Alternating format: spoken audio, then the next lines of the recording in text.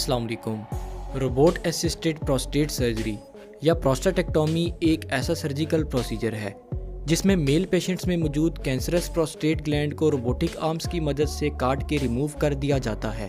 Prostate gland mails में मौजूद reproductive system का एक ऑर्गन होता है जो कि सीमन की प्रोडक्शन में अपना रोल प्ले करता है। माजी में प्रोस्टेट को रिमूव करने के लिए पेट में काफ़ी बड़ा कट लगाना पड़ता था, जिससे सर्जरी कंप्लीट होने के बाद कॉम्प्लिकेशंस के चांसेस बढ़ जाते थे और ज़ख्म को हील होने में काफ़ी वक्त लग जाता था।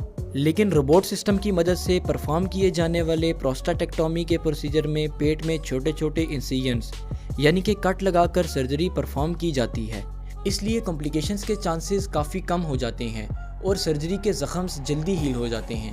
चलिए अब देखते हैं कि रोबोट असिस्टेड प्रोस्टाटेक्टोमी का प्रोसीजर कैसे परफॉर्म किया जाता है। सर्जरी से पहले पेशेंट की डिटेल्ड मेडिकल हिस्ट्री और प्रोस्टेट की कंडीशन को असेस किया जाता है ताकि सर्जन ये अंदाज़ा लगा सके कि प्रोस्टेट के साथ कोई और टिश्यूज़ तो डैमेज नहीं हो गए, ताकि ऐसी कंडीशन में प्रोस्टेट के साथ साथ बाकी डैमेज टिश्यूज़ को भी काट के रिमूव कर दिया जाए। असेसमेंट करने के बाद पेशेंट को आमतौर पर जनरल एनेस्थीसिया दिया जाता है ताकि पेशेंट बेहोश हो जाए और सर्जरी के दौरान उसे कोई दर्द महसूस ना हो।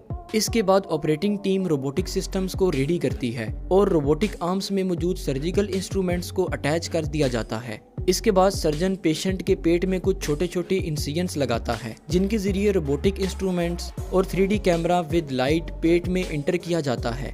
3D कैमरा सर्जन को स्क्रीन पर अंदर के ऑर्गन्स का क्लियर व्यू प्रोवाइड करता है और फिर सर्जन कंसोल यानी कि कंट्रोल सेंटर से रोबोटिक आर्म्स की मूवमेंट और इंस्ट्रूमेंट्स को कंट्रोल करता है।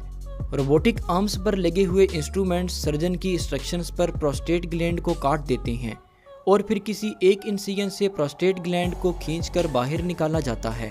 अगर प्रोस्टेट के साथ साथ इर्द गिर्द के टिश्यूज या ऑर्गन्स भी कैंसर से डैमेज हुए हों तो उनको भी रोबोटिक इंस्ट्रूमेंट्स के जरिए काट के रिमूव कर दिया जाता है। प्रोस्टेट को रिमूव करने के बाद यूरिथ्रा और ब्लीडर को कनेक्ट करके स्टिचेस लगाई जाती हैं और फिर रोबोटिक आर्म्स को बाहर निकालकर स्किन में मौजूद इंसिजन्स को भी स्टिचेस की मदद से बंद कर दिया जाता है।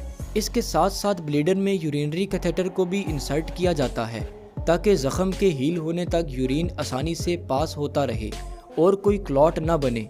रोबोट असिस्टेड सर्जरी का फ़ायदा ये होता है कि इसमें प्रोस्टेट को रिमूव करने के लिए कोई बड़ा कट नहीं लगाना पड़ता।